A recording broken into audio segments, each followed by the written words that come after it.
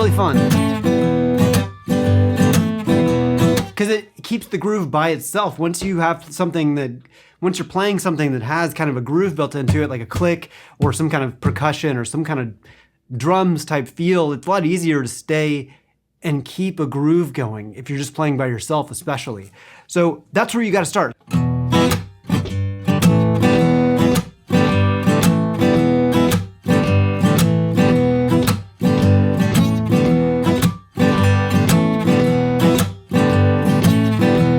And it's fun.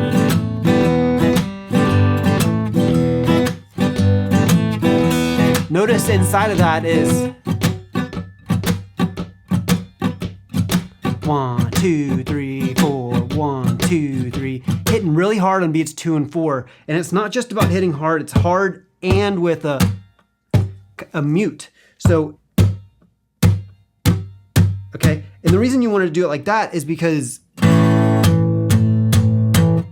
if you were to just, with that same power and didn't give it the mute, it'd be like this, like way too much, right? We're giving it a lot of energy, about that much energy, but simultaneously with the palm mute. You see how my palm's going down at the same time? And you can do this with a pick also. Same motion, but I'll show in a moment why I'm using a thumb pick.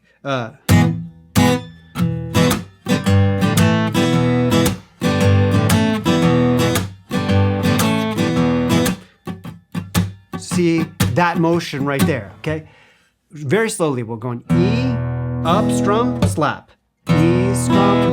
And remember, it's not just the slap, it's a slap with a pick. So we're trying to get this noise here, okay? So E,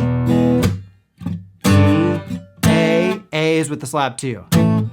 So E, slap, but with nothing. E, slap with nothing. G, A with the slap. Okay, so the underlying picking pattern with the right hand looks like this. 1, 2, and 3, and 4. And 1, and 2, and 3, and 4.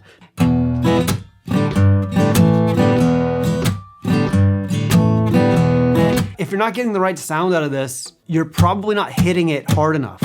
Start again with just trying to do this. And get it to where, you know, it's not just that, right? This is just scratching the strings. This gives it an extra hit. Now, the more aggressive you come down, you also got almost get like a bass kind of click also, right?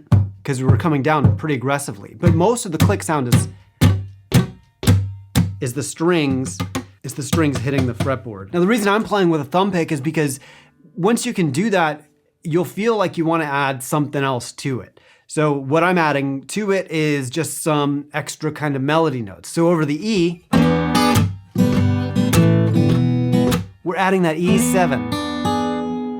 And it could be anything from the E. You could add, or different E7s.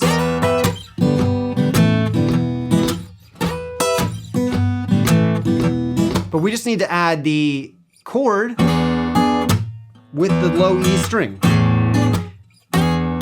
And this is why I'm using a thumb pick, is because the chord is up top here and I'm hitting the low E string, but these two strings are not in the chord, so you can't just strum all the way through.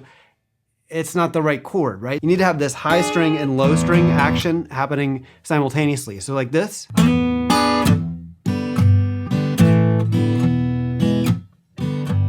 Let's do it again. Right after you play that, then you do a slap.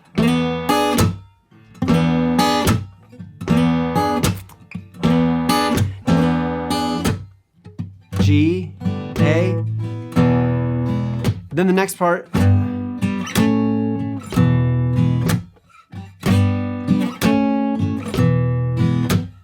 G, A, G. So it goes E, then G, A with the slap,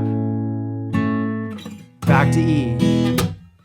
G, A, E. G, A, E. Let's look at what we can add over the next phrase. So kind of what I'm playing as a melody is like this. A 2, 3, 4, and da, da, da, ba, ba.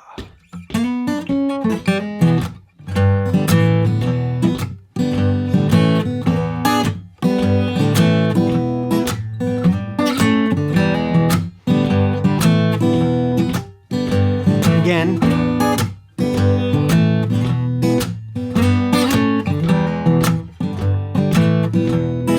Okay, very slowly we're adding that E7 slap.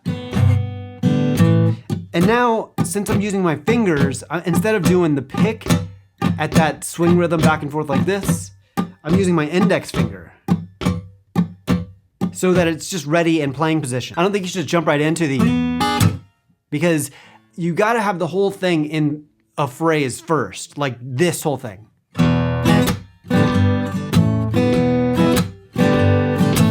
That's gonna get you farther faster than trying to add all the extras. Let's try it with the metronome at kind of full speed, what I think is like maybe about 110 or so. 2, 3, 4.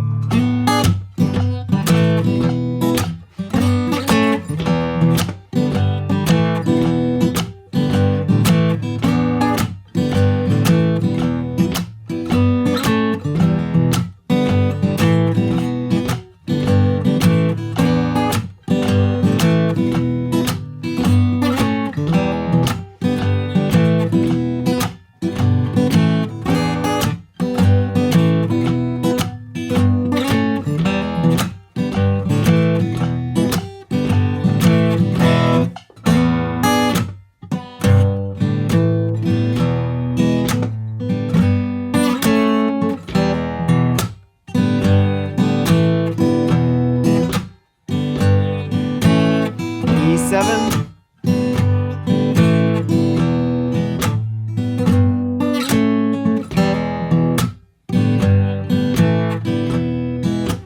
And it's really fun to get in the groove. And with this style of music, it's not about hitting the notes perfect. Don't get caught up in trying to get this perfect. Try to get just something. I just wanted to show you all that cool, this percussive strumming. Most of y'all are gonna have fun just doing this. It all comes from this.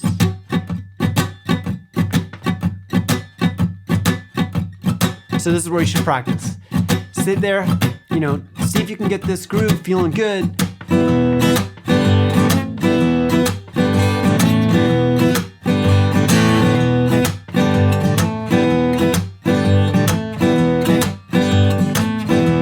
And see if you can get the chords underneath your fingers after you can do this thing, okay?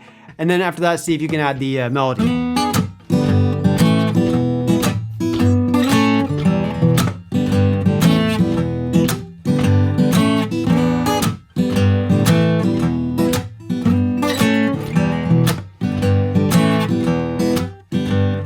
And then for you really advanced players out there, you basically can do the same thing over an A chord and a B7 and then turn it into like a 12-bar blues pattern. I'll just demonstrate a little bit what that would be like. So you do the same thing. So you'd go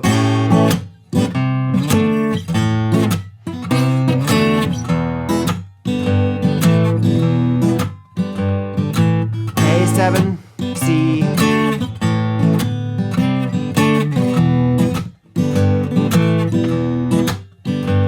right, A7.